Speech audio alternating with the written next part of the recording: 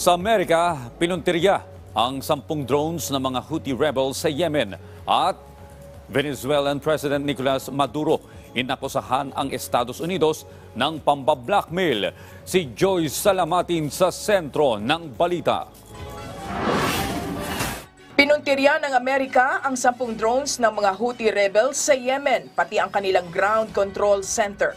Ayon sa US Central Command, banta sa mga merchant vessel at mga barko ng US Navy ang mga nasabing drone.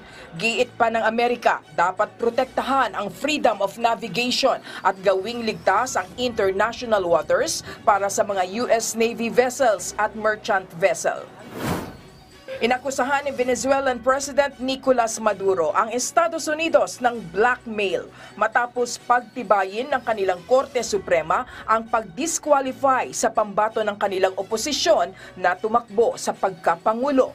Sa panibagong sanctions ng Amerika, target nito ang oil and gas industry ng Venezuela, kung saan nagbabala si Venezuelan Vice President Delcy Rodriguez na agad nilang ititigil ang repatriation flights para sa mga Venezuelan immigrants na dineport ng Estados Unidos kung lalo pang paiigtingin ang sanctions nito.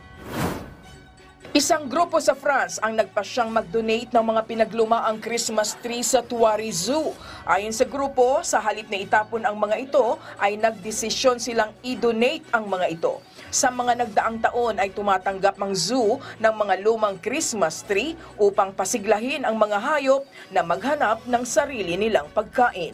Joyce Salamatin, para sa Bayan.